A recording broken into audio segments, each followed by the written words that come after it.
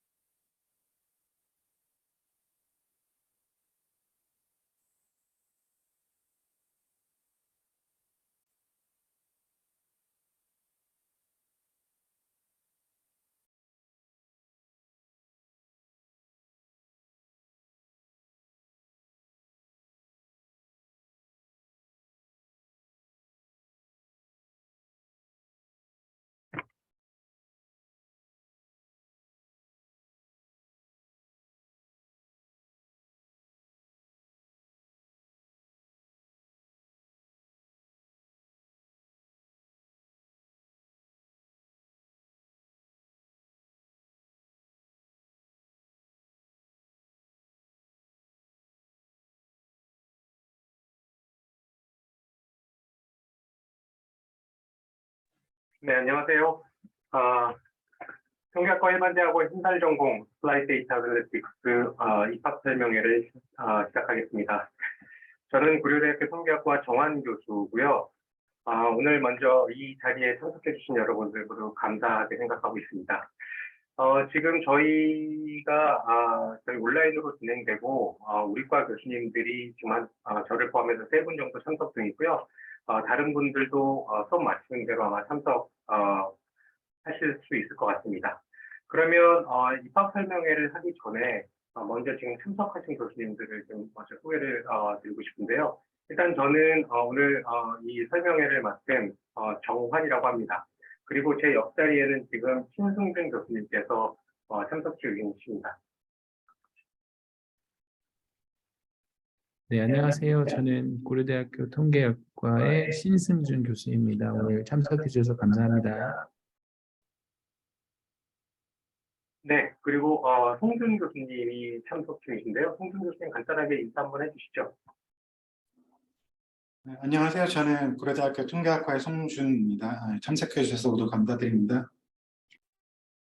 네, 저희가 입학 설명회 준비를 했는데요. 혹시 입학 설명회 중간중간에 질문이 있으시면요. 채팅으로 질문을 남겨주시면 그 채팅을 정리해서 저희가 그 채팅에 대한 답을 드리도록 하겠습니다. 네, 지금 한 160분 정도 참석을 하셨고요. 그리고 우리가 사전 질문에서는 사실은 300분이 넘게 질문을 주셔서 저희가 굉장히 뭐라 그럴까요? 관심이 많다는 것을 지금 저희가 알게 됐고요. 이렇게 관심이 많다 보니까 저희가 준비할 때 굉장히 좀 열심히 해야 되겠다는 그런 생각이 듭니다. 일단 그러면 그 발표 자료를 보시고 저희가 설명을 간단하게 드리도록 하겠습니다. 네, 일단 저희가 발표하기 전에 클립을 하나 보시죠. 이게 저희 사업단에서 사업단에 관련된 뉴스인데요. 한번 살펴보시죠. 카이스트가 데이터 사이언스 융합인재 양성 사업 주관 연구기관으로 각각 선정됐습니다. 고려대는 서울시립대, 충남대, 호서대 등과 함께 데이터 사이언스 교육과정을 운영하기 위한 핵심 교과목 개발과 공유 시스템을 구축하고 데이터 사이언스 연구소를 설립해 운영합니다. 카이스트는 데이터 사이언스 핵심 교육과 인턴십, 해외 대학과 연구소 파견 등의 교육 과정을 진행합니다. 과학기술정보통신부는 주관 연구기관에 향후 7년간 총 465억 원을 지원합니다. 네, 소리가 안 들렸나요? 죄송합니다. 네, 이 사업은 지금 저희 뉴스에서 잠깐 언급했듯이 올해 5월 달에 과학기술정보통신부에서 데이터 사이언스 융합인재 양성 사업이라는 사업을 발주를 했고요. 거기에 컨소시엄형으로 고려대학교가 선정이 되어서 그 사업을 발판으로 전공이 서로 신설이 되었습니다. 컨소시엄형에는 고려대학교와 함께 서울시립대학교, 그다음에 충남대학교, 호서대학교 이렇게 총 4개 학교가 참여를 하고요. 그중에 고려대학교가 주관학교로 선정이 되었습니다. 이 전공의 목적은 핵심 데이터 사이언스의 핵심 지식을 다양한 응용 분야에 활용할 수 있는 융합형 데이터 사이언티스트를 양성을 목적으로 하고요. 이 학위 과정이기 때문에 석사 과정과 박사 과정 이렇게 있습니다.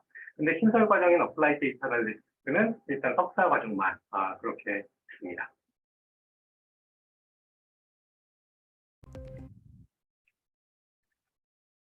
네, 신설 전공의 설립 동기고요. 먼저 데이터 사이언티스트에 대한 사회 전반에 걸친 그 수요가 굉장히 많다는 건 아마 여러분들도 잘 알고 계실 텐데요. 그래서 실제로 이 데이터 사이언스 분야를 공부하고 싶은 분들이 굉장히 많고 이쪽 분야에서 일하고 싶으신 분들이 굉장히 많은 걸 저희가 알고 있는데요. 근데 이제 문제는 이 관련 학문에 대한 이제 진입 장벽이 너무 높다는 거죠. 예를 들어서 이제 수의적 지식이나 이제 컴퓨터의 프로그래밍 능력이라는 것이 하루아침에 될 수 있는 것이 아니기 때문에 기존에 이런 지식이 조금 부족하신 분들에게는 데이터 사이언스 관련 분야에 취업하거나 혹은 진학하기가 굉장히 어려운 그런 문제가 있습니다. 그래서 그런 문제를 해결하기 위해서 일단 저희 전공을 설립하게 됐고요.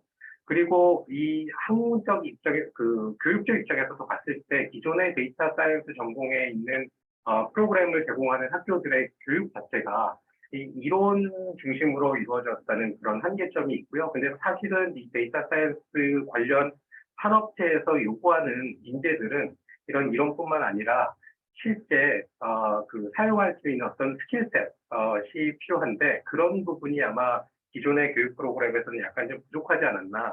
그래서 이번 전공, 신설 전공에는 그런 부분을 좀 채울 수 있는 그런 거에 우리가 조금 주안점을 두고 있습니다. 자, 그래서 이 전공 계열을 살펴보시면요. 일단 이게 신설 전공이라 먼저 가장 중요한 거는 일반 대학원 프로그램입니다. 저희가 많은 분들이 이 프로그램이 마치 그 특수대학원이나 뭐 아니면 전문대학원 뭐 이런 것과 약간 좀 헷갈려 하시는 분들이 있는데요. 이거는 일반 대학원 프로그램이고요. 그리고 따라서 통계학과 정규 석사 학위를 잘 들린다. 네, 갖고 계신 분들 많이 있습니다.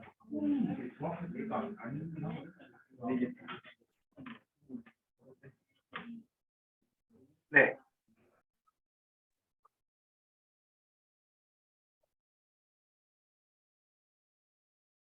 네. 일반 대학원 프로그램이고요. 그리고 사실 고려대학교 통계학과 같은 경우에는 석사 과정이 굉장히 경쟁률이 높습니다. 그래서 통계학을 전공하는 지원자들도 입학하기가 굉장히 어렵고요. 따라서 타 분야 전공자는 실질적으로 불가능한 실정입니다. 네. 그래서 이 전공, 어플라이 데이터 아널리틱스 같은 경우에는 저희가 비전공자가 진입할 수 있는 어떤 루트를 지금 열어주는 그런 측면에서는 조금 다른 프로그램과 다르고, 다만 그렇다고 해서 이게 일반 대학원 프로그램이기 때문에 아마 학업의 강도는 다른 전공과 비슷하게 굉장히 셀 것이라고 예상이 됩니다.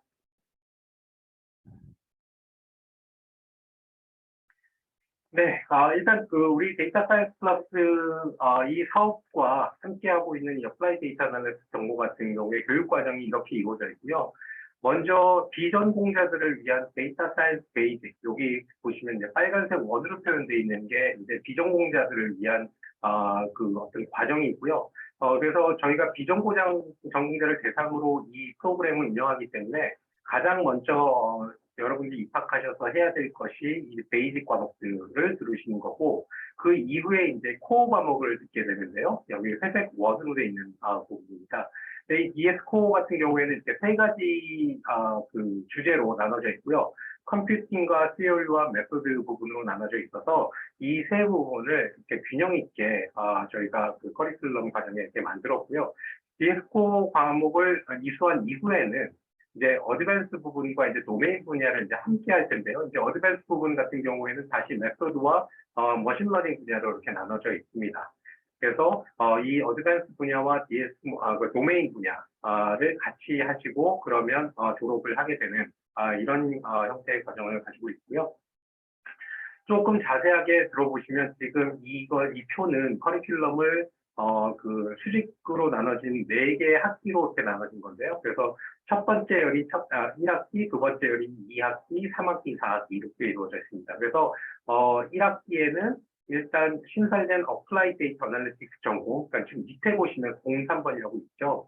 거기서 보시면 이제 데이터 사이언스 베이직 에 관련된 수업부터 먼저 듣게 되고, 이제 2학기부터 이제 코어 과목과 그다음에 어드밴스 과목을 같이 듣게 됩니다. 그리고 3학기부터는 그 DS 어드밴스 중에 메소드와 도메인 분야를 듣고 이제 이렇게 4학기 과정으로 구성이 되어 있고요. 이걸 보시면 이번에 그 통계적 데이터 과학 전공, 이게 지금 저희는 기존 전공이고요. 그래서 많은 분들이 기존 전공과 이 어플라이 데이터 어널리틱스 전공이 어떻게 다른가를 이렇게 물어보셨는데요.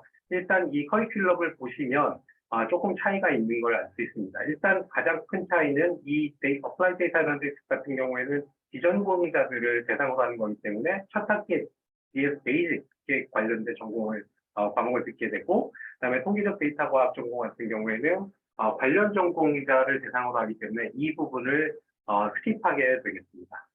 그 외에는 우리가 이 두 전공을 포괄하는 범위는 보신 바와 같이 다 동일한 걸 알 수 있습니다. 네, 그래서 그 데이터 사이언스 베이직, 그 다음에 3개로 나눠져 있는 데이터 사이언스 코어, 컴퓨팅 시어리 메소드, 이렇게 4개 그 범주에 있는 과목들의 리스트를 제가 쭉 적어놨고요. 데이터 사이언스 베이직 같은 경우에는 지금 이렇게 5과목이 지금 개설될 예정이고, 그다음에 컴퓨팅, 시어리, 메소드에 관련 각각 범주에 있는 과목들은 이렇게 개설될 예정입니다. 지금 여기에서 빨간색으로 이렇게 별표되어 있는 과목들은 통계학과가 제공하는 게 아니라 고려대학교 데이터과학원에서 제공하는 과목이고요. 앞으로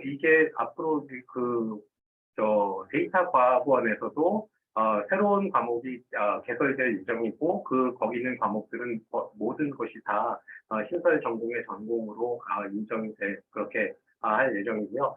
따라서 이제 이 프로그램과 데이터과학원과 아주 밀접하게 연계돼서 이 교과 과정을 운영할 예정입니다. 다음에는 이제 어드밴스 분야인데요. 어드밴스에는 머신러닝 분야와 메소드 분야가 있고요. 머신러닝 분야와 메소드 분야의 개설 예정될 과목이 여기 리스트에 있습니다. 그 다음에 마지막으로 그 도메인 분야인데요. 이 도메인 분야는 저희가 그 학생들이 스스로 선택을 해서 자기가 관심 있는 분야와 데이터 사이언스를 이렇게 결합해서 수업을 교과 과정을 만들 수 있는 그런 프로그램을 저희가 개설 예정이고요. 뭐 경영, 경제, 정치, 행정, 의사행정, 심리 그 외에 뭐 다른 분야도 괜찮으니까 이런 학과에서 제공하는 데이터 사이언스 관련 과목을 듣고 이걸 전공 과목 학점으로 인정받을 수 있는 그런 시스템을 구축할 예정입니다.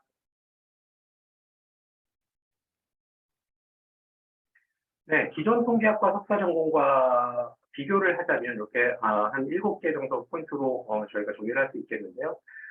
기존 통계학과가 교육과 뭐 연구를 병행한다고 한다면 지금 이 새로운 신설 전공 같은 경우는 교육 중심의 프로그램입니다. 그래서 수업 강의에 집중할 수 있는 환경을 구성하고요.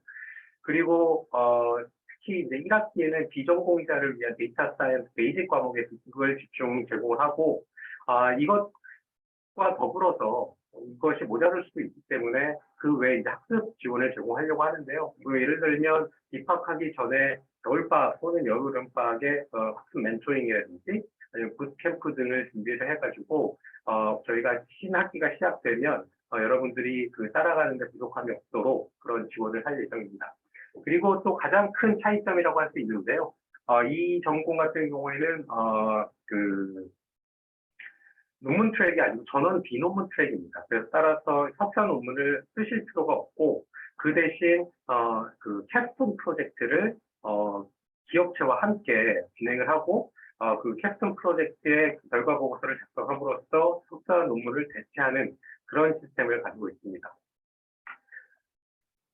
만약에 이 전공으로 들어왔는데 본인이 생각하기에 지금 본인의 능력이 비전공자가 아니라 일반 전공자와 동일하게 수업을 들을 수 있다라고 생각을 한다면 이 프로그램에 입학을 하셔도 능력에 따라서 통계학 전공자와 동일한 커리큘럼 수업가 가능합니다.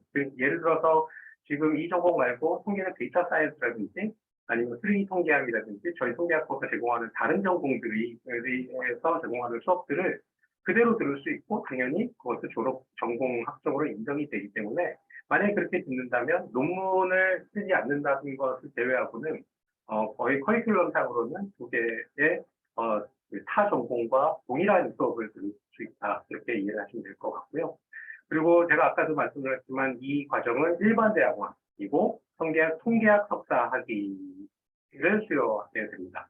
따라서 일반 대학원이기 때문에 이 전공을 마치고 당연히 통계학 박사 과정에 원하신다면 진입도 가능하겠습니다.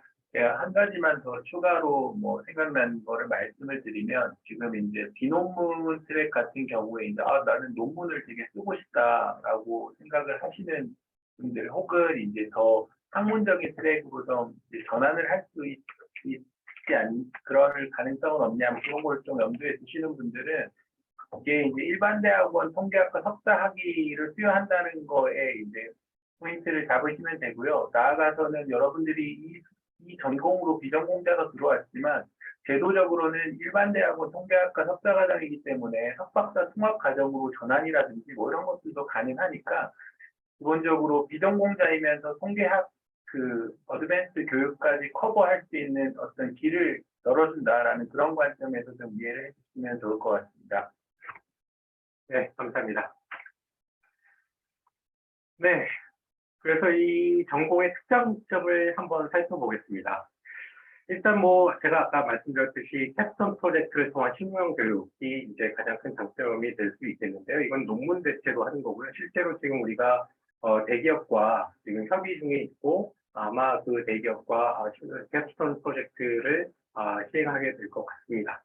그리고 제가 아까 데이터과학원, 고려대학교 데이터과학원 얘기를 드렸는데요. 지금 프로그램 자체가 데이터과학원과 이제 밀접하게 연계될 예정이고, 특히 이제 데이터과학원에서는 복수 전공을 제공할 예정입니다. 그래서 물론 이제 전공으로 들어오신 분들은 이 전공을 들어오신 분들은 어떤 도메인에 굉장히 관심이 있다라고 생각하시면 이 복수 전공 과정을 통해서 전공을 하나 더 할 수 있고 그 대신 이제 한 학기를 더 다니게 되거나 그런 한 학기를 더 다니고 수업을 더 많이 들어야 되는 거는 있지만 전공을 하나 더 딸 수 있는 그런 시스템을 저희가 만들 예정이고요. 그리고 따라서 이런 도메인을 이제 본인 스스로 선택해서 하려고 한다면 이 교과 과정 자체를 이제 여러분들이 스스로 만들어야 되는 그런 과정도 저희가 제공을 하려고 노력을 하고 있습니다.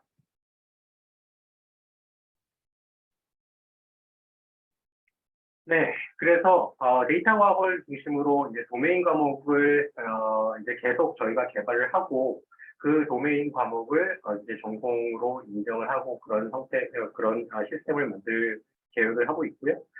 지금 현재 데이터과학원에는 지금 통계를 통계학과를 비롯해서 경제, 경영, 정치, 사회, 언어, 보건, 위생명, 전자 등 다양한 학과의 교수님들로 구성되어 있고 아마 이 과에서 도메인 과목들을 개설을 할 가능성이 높습니다. 그래서 여러분들이 아마 대부분의 관심 분야, 관심 도메인을 아마 이 데이터과학원을 통해서 커버를 할 수 있을 것 같습니다. 네, 그리고 지금 현재 데이터과학원 같은 경우에는 지금 연구교수가 4분, 일단 지금 현재는 2분이고 지금 2분을 더 채용을 하려고 하고 있고요. 그 다음에 허명희 교수님이 석자 교수 1분, 이렇게 총 5분으로 있고 그 외에도 뭐 교수님이 그 운영위원회와 뭐 교수님들이 아까 지금 말씀드린 여러 과에서 이제 운영위원회에 교수님들이 참여하고 계십니다. 네, 캡스톤 프로젝트는 계속 저희가 말씀드리고 있는데 이건 논문 대체를 하는 것이고요. 데이터 사이언스 관련 교과와 연계한 현장 실습을 하는 것이 이 캡스톤 프로젝트의 그 특징입니다. 현재 저희가 그 LBCN에서 공동 프로그램 개발 중이고요. 향후에는 다른 참여 기업도 저희가 섭외를 해가지고 그 기업의 수를 좀 늘릴 계획을 하고 있습니다. 캡스톤 프로젝트를 통해서 그 데이터 사이언스 분야에서 요구하는 직무 역량을 배양하는 것이 가장 큰 목적이라고 할 수 있고, 그래서 여러분들이 이 데이터 사이언스 관련 분야의 업종에 취업을 할 경우에 별도의 교육 없이 바로 그 프로젝트에 투입될 수 있는 그런 능력을 배양하는 것이 캡스톤 프로젝트의 목표가 되겠습니다. 따라서 이 캡스톤 프로젝트를 참여하시는 분들은 보통 그 기업에 이제 기업과 같이 하는 거니까요. 만약에 그 기업에서 좋은 역량을 보여주시면 아마 그 참여 기업에도 취업할 수 있는 기회가 다른 학생들보다는 조금 더 많지 않을까, 뭐 그런 생각이 듭니다. 네, 두 번째는 이제 계산 자원 지원인데요. 저희가 이 사업을 바탕으로 지금 데이터 과학원 내 서버하고 데이터베이스를 연간 한 3억 원 정도를 써서 이제 구축을 할 예정이고요. 그래서 지금 학교에서부터 서버실과 뭐 이런 것들을 다 받았습니다. 그래서 올 말부터 이제 구축을 시작해서 내년 초에 여러분들이 입학하실 때는 어느 정도 서버가 구축이 돼 있을 것 같고요. 그리고 또 저희는 이제 온라인 콘텐츠를 연 100편 이상을 찍을 예정이고요. 그것이 이제 지금 해가 지나서 쌓이게 되면 아마 굉장히 좋은 그 아카이브의 역할을 할 수 있지 않을까라는 생각이 들어서 그런 것들을 여러분들이 한테 오픈을 하고 계속 그 수업 중에도 도움이 될 수도 있고, 아니면 여러분들이 학습하는데도 스스로 찾아보고 뭐 그런데 굉장히 좋은 교재가 될 것 같습니다. 그리고 이런 계산 지원 같은 경우에는 당연히 이제 기업에서 요구하는 거죠. 사실은 우리가 옆에 기존의 통계학이 이제 데이터 아날리시스 부분만 했다고 한다면 뭐 데이터를 수집하고 분석에서부터 이제 디플로이하는 데까지 이런 연속적인 과정을 모두 다 이해할 수 있는 그런 사람들을 요구하기 때문에 그런 서버를 구축함으로써 우리가 이런 자원을 잘 만들 수 있지 않을까라는 생각이 들어서 그런 자원을 구축하려고 합니다. 제가 또 한 가지만 첨언을 드리면 마지막 부분에 있는 이제 그 컬렉트 데이터 어널리시스, 디스플레이 프로덕션 이 부분은 저희가 이 모든 과정을 다 저희 통계학과 프로그램에서 커버하겠다는 건 아니고요. 저희는 기본적으로 통계학과 대학원이기 때문에 데이터 어널리시스 파트를 중심으로 교육을 합니다. 그런데 이제 저희가 현업에 있는 분들과 얘기를 해본 결과 이 데이터 어널리시스만 하더라도 그 앞뒤에 데이터 엔지니어링이라든지 디플로이하는 그런 그 홀 프로세스를 이해하고 데이터 어널리시스를 할 수 있는 것과 그런 것들에 대한 지식 없이 그냥 단순히 데이터 분석 파트에만 이제 매몰돼서 이렇게 그 업무를 수행하는 것과 그 사이의 효율 차이가 굉장히 많이 난다고 하더라고요. 그래서 일단 저희의 목적은 기본적으로 데이터 어널리시스 파트에 특화된 어떤 그런 인재를 양성하지만 그것이 일어나기 전에 앞단과 뒷단에 무슨 일이 일어나는지에 대한 것까지 연계해서 그런 콜 프로세스를 다 이해하고 하면서 데이터 어널리시스를 할 수 있는 그런 인재를 양성하는 것을 목적으로 하고 있습니다. 그래서 이 부분을 똑같이 3분의 1, 3분의 1, 3분의 1씩 이렇게 다 저희 프로그램에서 다 커버하겠다라고 하는 것이 아니라는 것을 일단 말씀을 드리겠습니다. 네, 감사합니다. 네, 그럼 입시 일정입니다. 뭐 잘 아시겠지만 오늘부터 사실은 입시가 시작이 됐고요. 그래서 원서 접수는 일단 인터넷으로 하시고 여기 좀 링크가 있습니다만 거기에 따른 서류도 18일까지 우편이나 방문으로 제출을 해야 되는 것으로 알고 있습니다. 그래서 18일 5시까지가 서류 제출 기한이고요. 면접고사 같은 경우에는 12월 19일 날, 토요일이 있죠. 토요일 날 예정이 돼 있고, 장소하고 일정은 단체로 안내를 드릴 거고요. 합격자 발표는 12월 15일 일반대학 고려대학 일반대학 홈페이지에서 확인하실 수 있습니다. 뭐 이런 일정으로 입시가 진행될 예정입니다.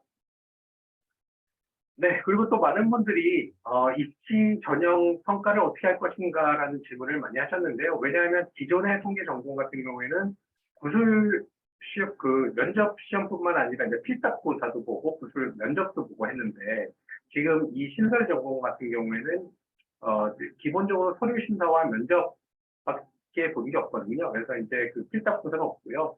그리고 저희가 이제 비전공자를 대상으로 하다 보니까 아무래도 통계 지식을 묻는 것보다는 서류 평가에서는 이 지원자의 기본적인 학습 능력을 보게 되겠습니다. 당연히 이제 비전공자니까요. 비전공자들을 위주로 하는 그 프로그램이니까요. 그리고 면접에서는 이 프로그램에서 무엇을 얻고 싶은가? 뭐 이 지원 동기, 그 다음에 자기가 데이터 사이언스에 관련돼서 얼마나 큰 열정이 있는지, 그다음에 향후 계획, 비전, 뭐 이런 것들을 물어보게 되겠습니다. 그 일반적인 질문을 물어본다고 생각이 들긴 하는데요. 어쨌든 여러분들이 걱정하지 않으셔도 되는 것은 그 통계에 관한 어떤 그 통계나 아니면 컴퓨터 소프트웨어라든지 프로그래밍 뭐 여기에 대한 질문은 서류 전형이나 면접에서 보지 않습니다. 네.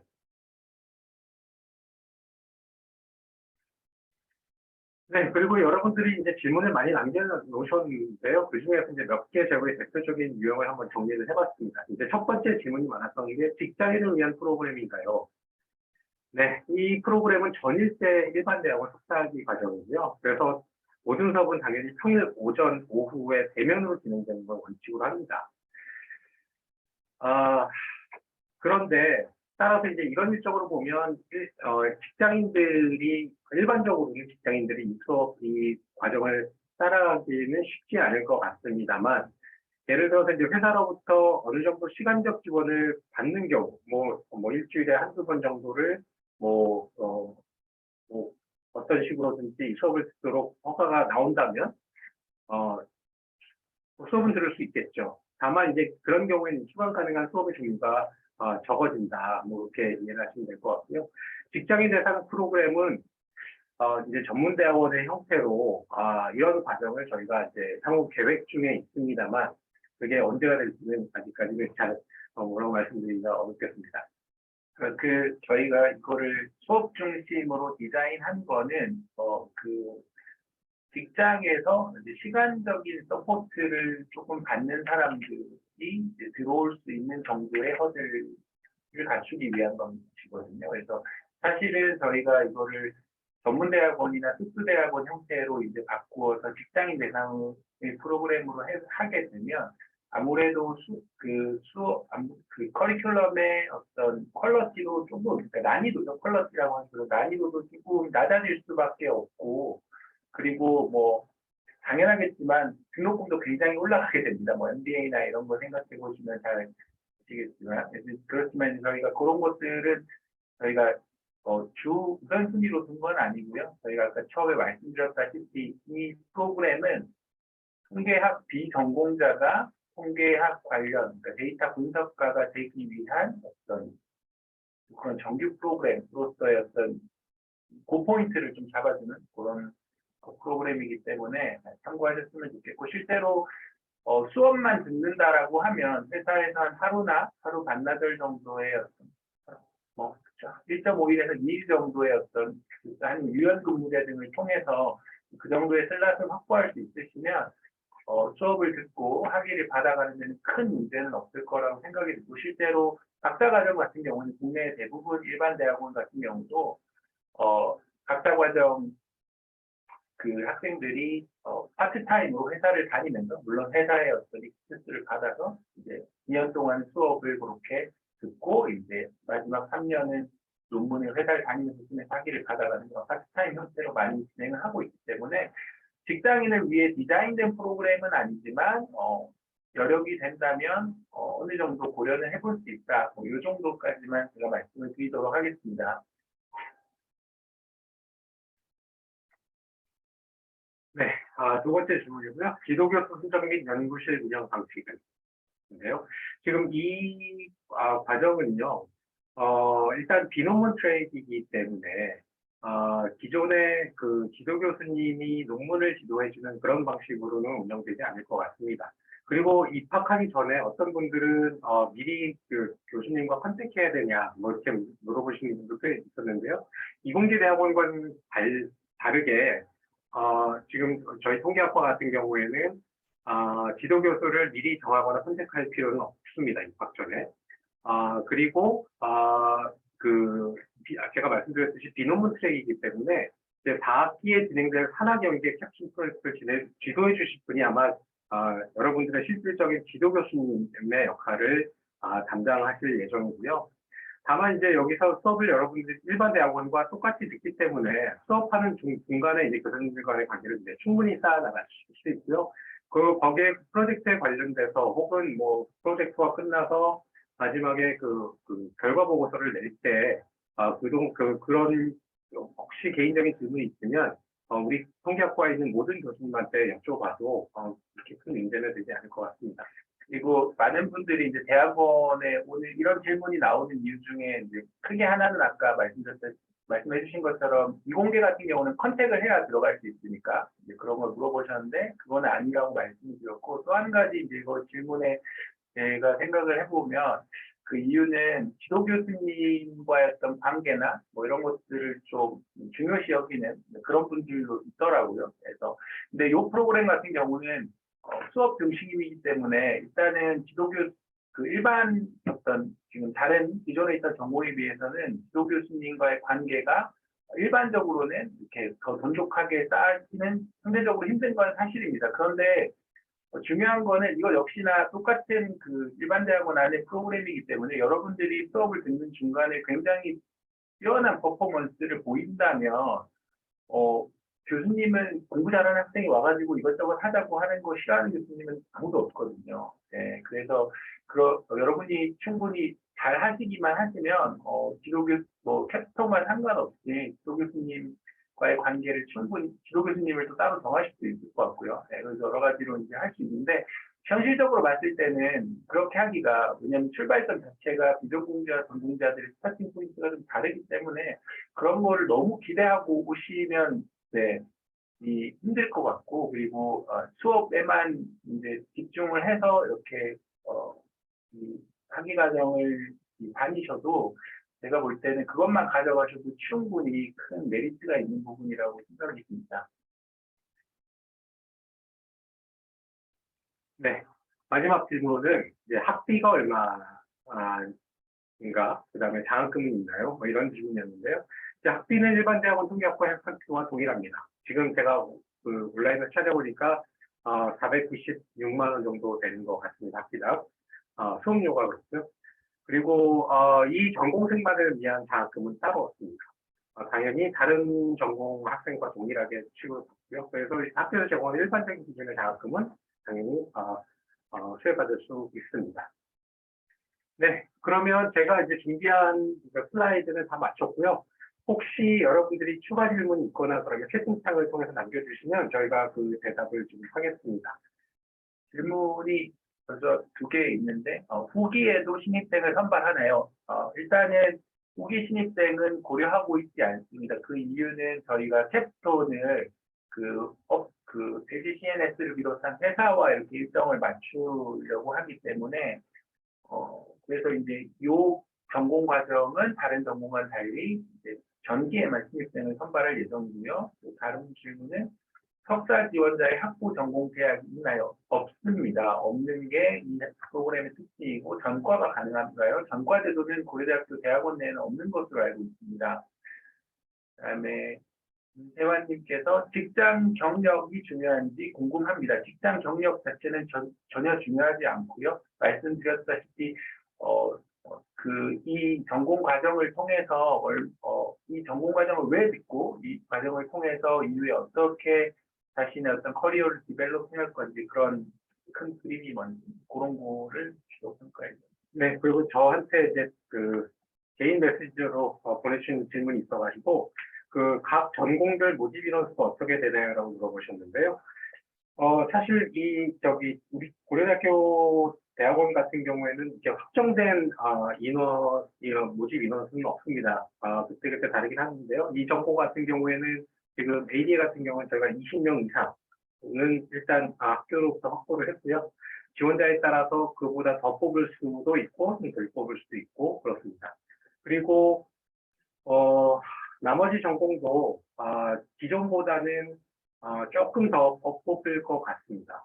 그래서 저희가 총 합쳐가지고 아마 50명 이상이 되지 않을까 싶습니다.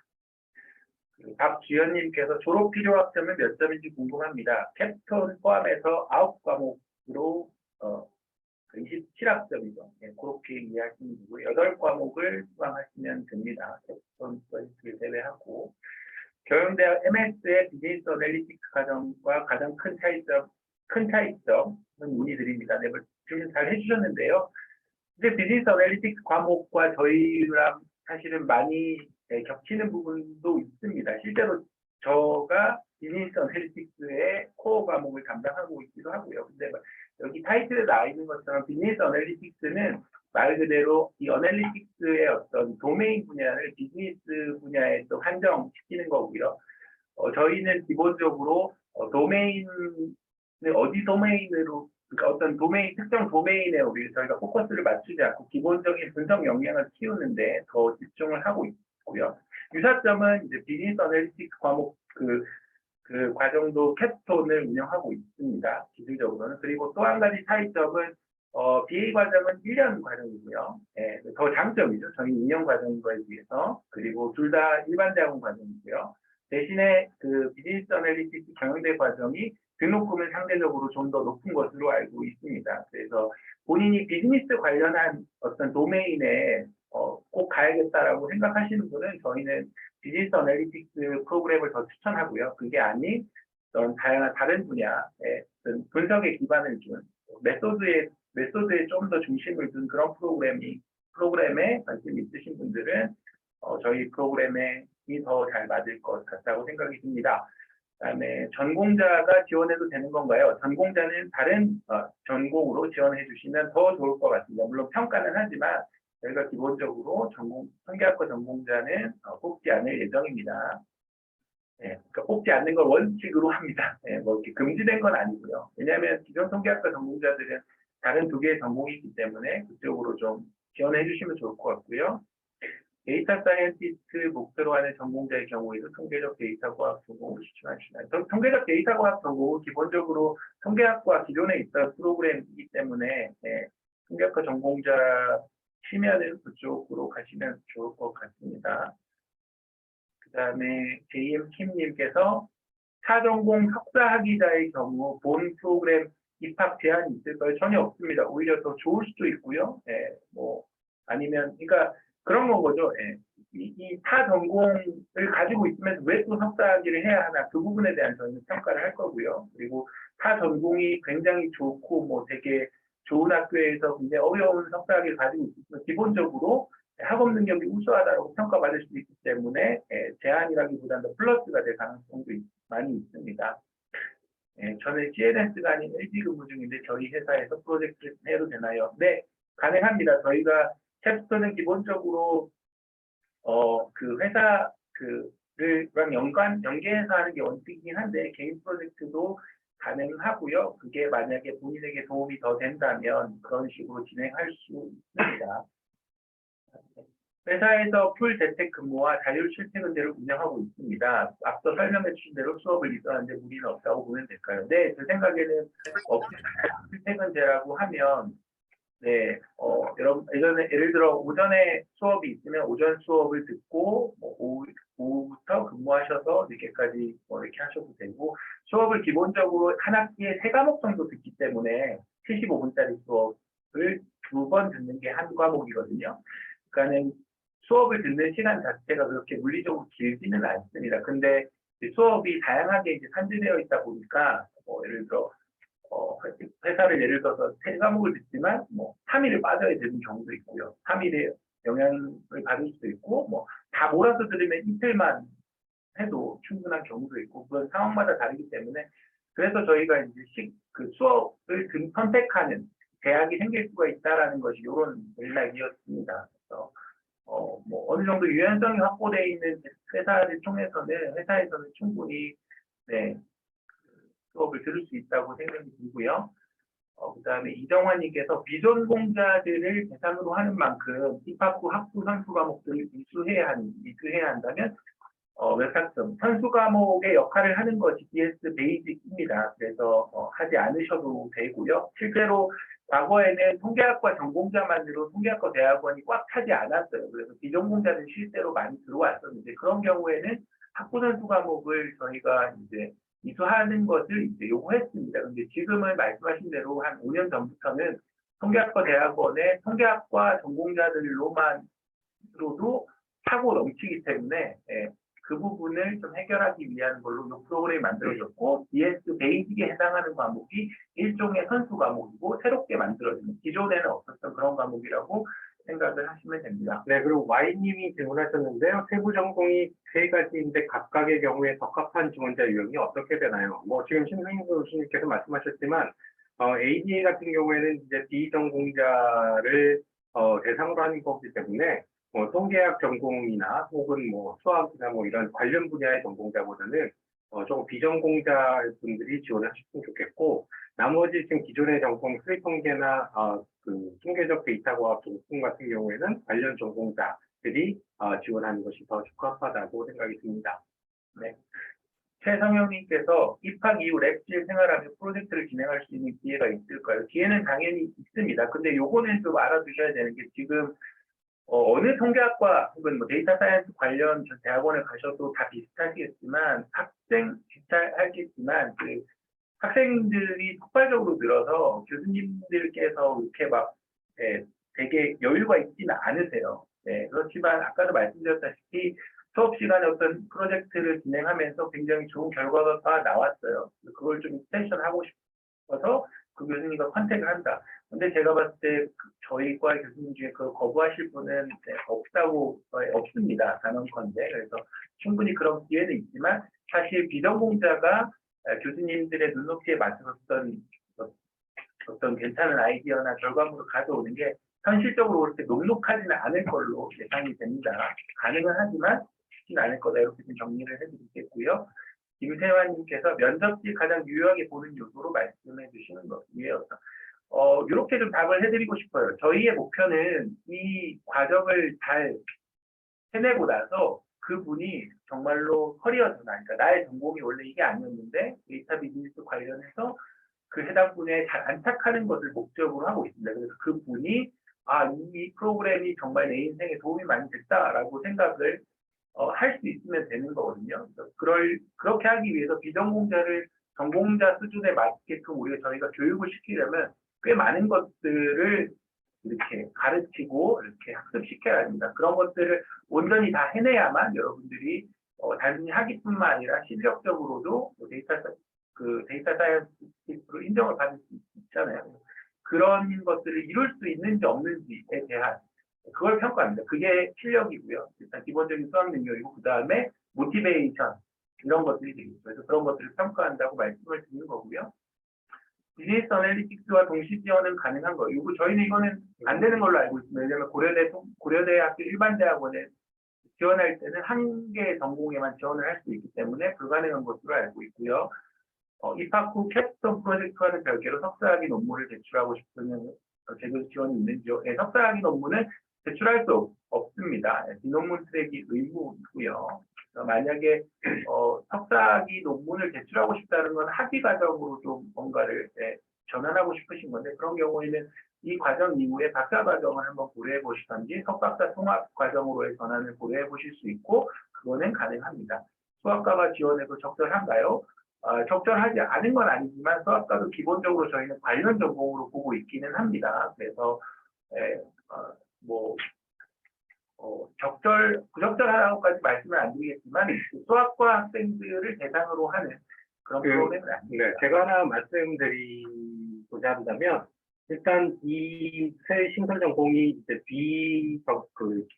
비관련 전공자를 위한 프로그램인데 만약에 수학과나 통계학과나 혹은 뭐 컴퓨터 사이언스나 이 전공하시는 분들이 이 프로그램을 지원하고자 한다면 그 이유를 아마 그 지원서에 좀 명확히 좀 밝히셔야 되지 않을까 그렇게 생각이 듭니다. 아까 말씀드렸듯이 안 되는 건 아니고요. 네, 가능은 합니다. 그리고 수학과는 저희가 일반 다른 기존의 전공으로 하셔도 통계학과가 아닌 걸로 치지 않아요. 통계학과처럼 생각하고 평가를 합니다. 제가 그다음에 안가은님께서 관심 있는 도메인이 있는데 제 수업이 개설되지 않아서 생기는 문제가 있을까요? 이 부분은 개설되지 않을 수 있다는 게 지금의 상황이고요. 네.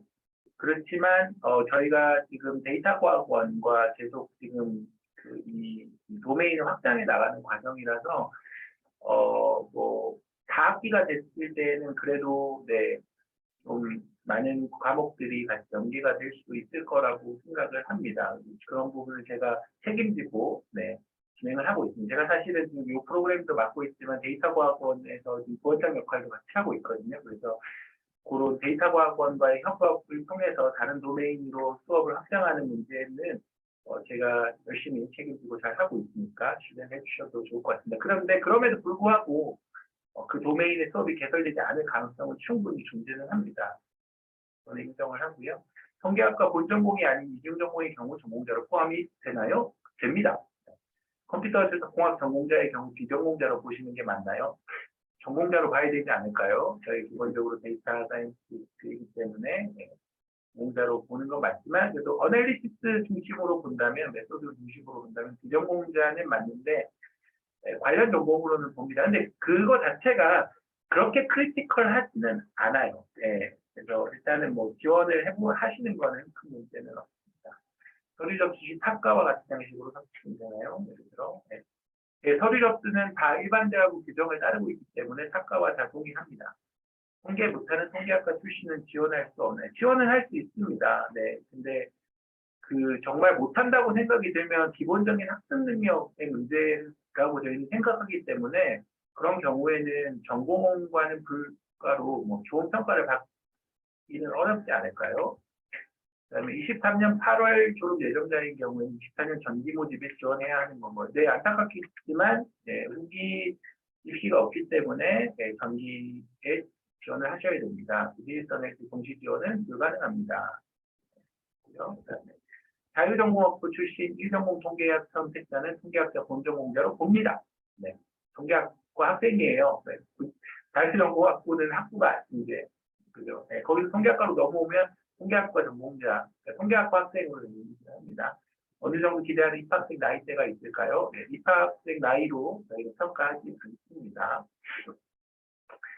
비전공자이면서 개인적인 학습을 통해 데이터 분석과 취업의 커리어를 쌓고 있지만 AD를 적합하다고 보십니다. 역량을 더 쌓고 싶어 지원하고자 하는 경우 AD가 적합하다고 보실까요? 네, 제가 볼 땐 가장 적합한 분들 중에 하나가 아닐까 생각이 듭니다.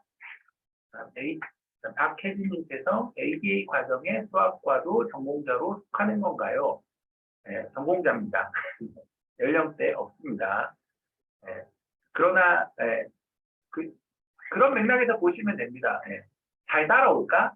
네, 저희가 기본적으로 수학, 컴퓨터, 통계 이런 쪽을 하기 때문에 필드상도 40대 이하인 거 아시죠? 그래서 너무 나이가 있으신 분들은 좋은 평가, 이거는 뭐 차별이 아니라 그런 것들을 이제 잘 따라올 수 있을까라는 데서 좀 더 좀 엄밀한 검증을 필요한 건 사실입니다. 그다음에 수업 요일 및 시간은 아직 안 정해졌나요? 출퇴근 출장이다 보니 요일 및 시간 요건에 있어 큰 비중을 수업 요일 및 시간은 저희는 이건 일반 대학원 수업이기 때문에 교수님들 학과위에서 이렇게 또 맡을 수 있는 시간대로 자유롭게 정해집니다. 그리고 그 시간대는 평일 오전 오후이기 때문에 미리 이 수업을 듣는 학생들만 위해서 어떤 슬롯을 비워놓거나 그렇게는 수업을 개설할 수가 없습니다. 정확한 교과 편성 및 시간표는 언제 알 수 있을까? 요거는 사전에 알 수는 없습니다. 저희가 아마 소강 신청할 때 나오기 때문에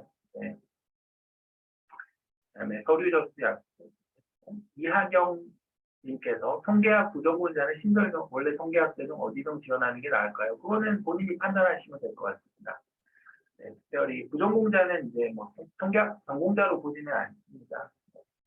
캡스톤 김도현님께서 캡스톤 프로젝트 지도해 주시는 교수님께서 지도교수의 역할을 수행해 주실 수 있다고 PTA 전문가인데 캡스톤 프로젝트 프레임 지도 교수님은 개인적으로 컨택해야 되는지 미래 정해 주시는지 궁금합니다. 이 부분 사실 저희가 뭐 논의 중에 있긴 한데요. 예,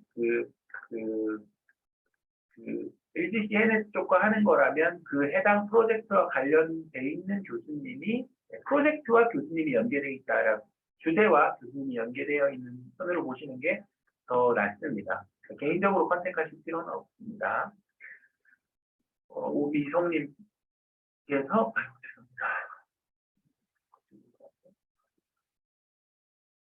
통계학 전공자지만 이후 인문 쪽 전공을 하며 전공 지식이 많이 시발된 상태입니다. 이후 다니던 중 DS 분야의 커리어를 만들어 나오고 지원하고 싶은데 서류와 면접에서 어필을 해도 통계학자라는 이유로 성과라는 이유로 서류부터 탈락 대상이 될까요? 네, 서류 탈락은 참고로 없습니다. 네.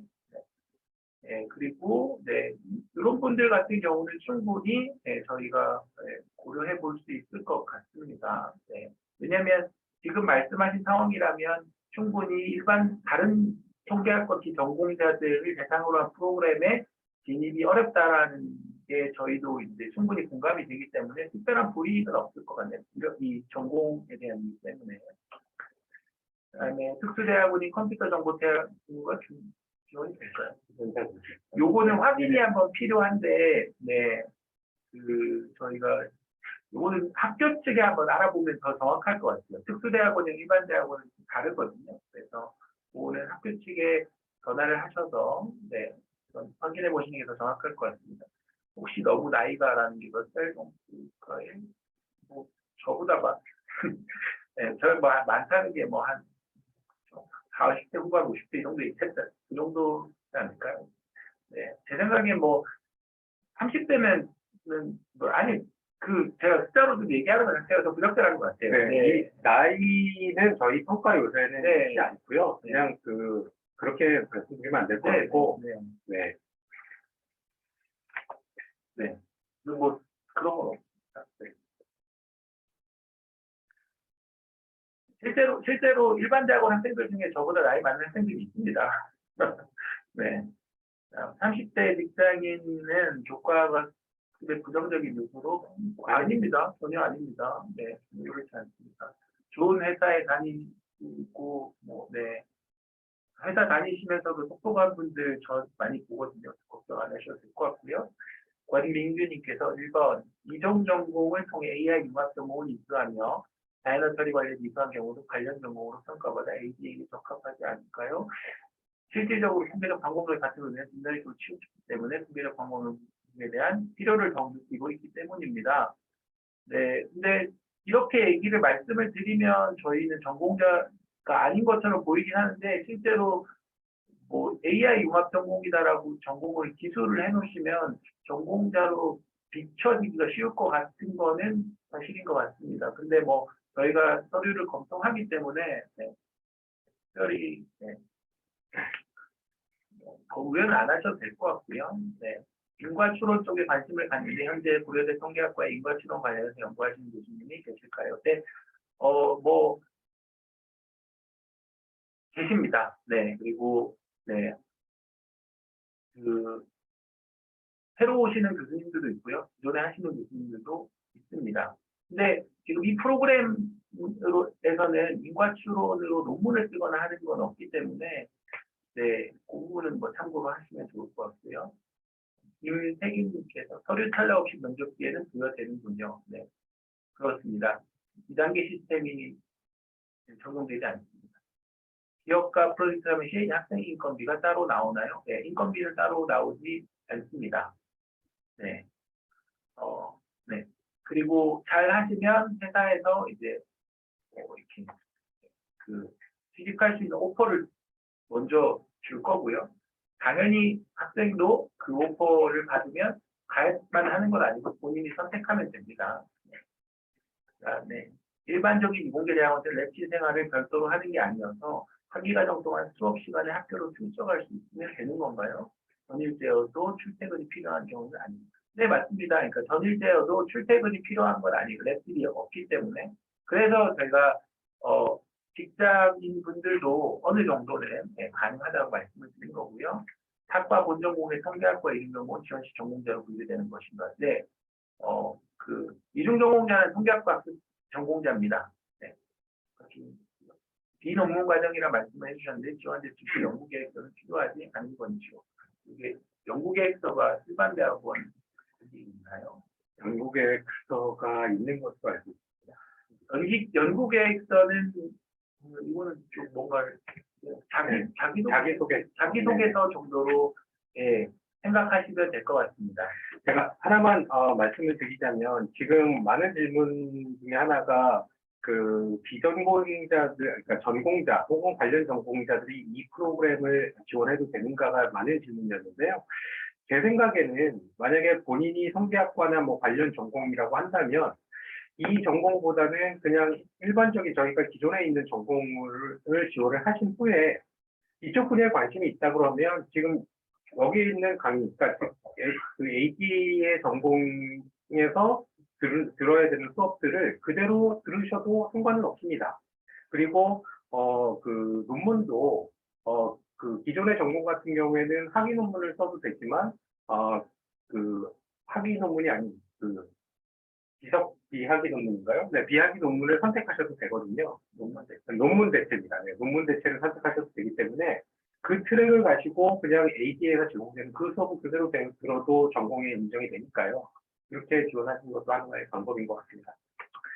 그러니까 기본적으로 이 과정을 끝나게 되면 여러분들이 데이터 어널리틱스 학위를 받는 게 아닙니다. 데이터 어널리틱스 전공이고 학위는 통계학 석사 학위로 나가게 됩니다. 이게 여러분들에게 좋은 점이 될 수도 있고요. 뭐 별로 안 좋다라고 생각을 할 수도 있습니다. 왜냐하면 기존의 통계학 전공자와 똑같다라는 게 어떤 면에서는 굉장히 좋은 거가 될 수 있고요. 어떤 면에서는 또 좀 더 프랙티컬한 프로페셔널한 프로그램을 했다라는 걸 좀 더 부각시키고 싶으실 경우는 그게 또 마이너스가 될 수도 있고요. 그러나 기본적으로 이 학위를 마치게 되면 여러분은 통계학 석사 학위를 받으시는 석사 학위자가 되는 겁니다. 그 다음에 김선우님께서 기존의 많은 대학들이 데이터 사이언스 관련 대학원을 개설하여 머신러닝 등 컴퓨터 사이언스에 중심을 두는 경우가 많습니다. 통계학과 기반인 만큼 우리가 통계적 이론에 더 집중. 네, 정확합니다. 네, 김선우님께서 말씀하신 게 저희의 비전입니다. 네, 그래서 여러분들이 보다 뭐 코딩이나 기술적인 데이터 엔지니어링에 가까운 데이터 사이언스를 원하시면 저희 프로그램은 적합하지 않습니다.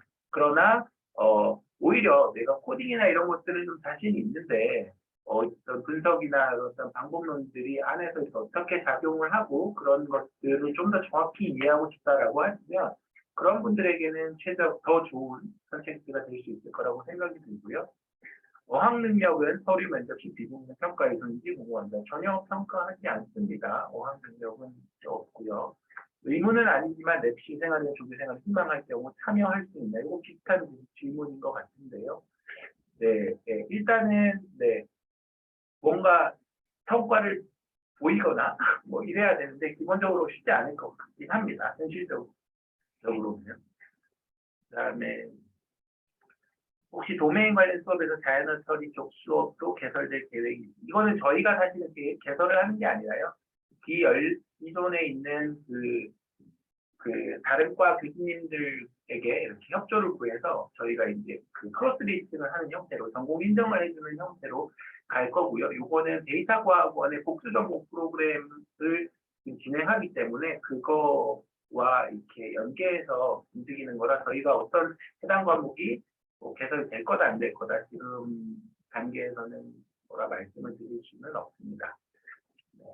그러니까 도메인 관련은 이쪽에 플러스 알파라고 생각을 하시면 될 것 같습니다. 그러니까 아예 안 되지는 않을 거고요. 무조건 되는데 그게 여러분들이 생각하는 어떤 특정 도메인이 꼭 된다는 보장은 없으니까 그 옵션처럼 생각을 하시면 좋을 것 같습니다. 그리고 도메인 관련 질문인데 HR 영역, 조직관리, 리더십, 문화 영역도 포함이 되어 있습니다. HR 영역 같은 경우는 경영학과 쪽일 것 같은데요. 그래서 BA 쪽이 훨씬 더 이런 부분은 더 좋은 선택지가 되지 않을까 그렇게 개인적으로 판단을 합니다. 그리고 특정 도메인, 이 경영학과 관련해 특정 도메인에 관심이 있으시면 BA 과정을 더 추천드리고요. 저희는 사실 장기적으로는 BA 과정이랑 같이 이렇게 가서 프로그램을 좀 더 키울 그런 단계적인 비전도 가지고 있습니다. 경쟁 관계가 아니라 상호 보완적인 관계로 보시면 좋을 것 같습니다. AD 전공부는 물론 통계학과, 숫자과, 데이터과학과, 수익통계학과 어떻게 다른지 알 수 있을까요? 그리고 연구는 어떻게 확인할 수 있는지 궁금합니다. 통계학과 통계적 데이터 과학은 크게 다르지 않다고 생각을 하셔도 좋을 것 같고요. 잠깐만, 통계학 세 개를 물어보겠습니다. 통계학. 과의 세계 전공이 어떻게 다시 이 지금 해당 전공이 여기 AH님께서 조금 더 자세하게 첫 번째 문제를 질문해 주시고요. 그 다음에 교수님께서 현재 진행하신 연구 분야는 어떻게 되는지 확인할 수 있는지 궁금해요. 홈페이지, 내 홈페이지는 없고요. 일단은, 그 통계학과 여기, 저 URL 좀 한정민 선생님이 좀 올려주시고요. 통계학과 홈페이지에 가시면 교수 소개, 교수님들의 어떤 전공 분야와 논문 리스트들이 있고, 대부분의 교수님들은 개인 홈페이지도 다 가지고, 따로 한 절반 이상은 다 개인 홈페이지도 가지고 있으니까, 거기를 참고하시면 됩니다. 이제 질문이 다 된 것 같습니다. 네, 이제 질문을 다 하신 것 같고요. 저희가 지금 딱 이제 1시간 됐습니다. 질문을 생각보다 많이 해주셔가지고 실제 발표는 얼마 되지 않았는데 질문에 답하는 시간이 더 오래 걸린 것 같습니다. 너무 관심을 많이 가져주셔서 감사하고요. 네. 마지막 질문이 이제 부트캠프 과정과 같이 이쪽 프로그래밍 학습할 기회가 있느냐고 질문하셨는데요. 네, 걱정 안 하셔도 됩니다. 부트캠프와는 상관없이 저희가 베이직 프로그램은 비전공자를 기준으로 만들었기 때문에 기초 프로그래밍에 대한 기본 지식을 얻으셔도 됩니다. 네, 그러면 또 다른 질문 없으시면 오늘 여기서 마치도록 하겠습니다. 네, 저희가 이제 처음으로 개설하는 것만큼 저희 통계학과 교수님들께서 모두 다 열정을 가지고 굉장히 좋은 프로그램을 만들고자 지금 노력하고 있으니까요. 여러분들도 많은 관심 가져주시면 감사하겠습니다. 네, 그럼 마치도록 하겠습니다. 감사합니다.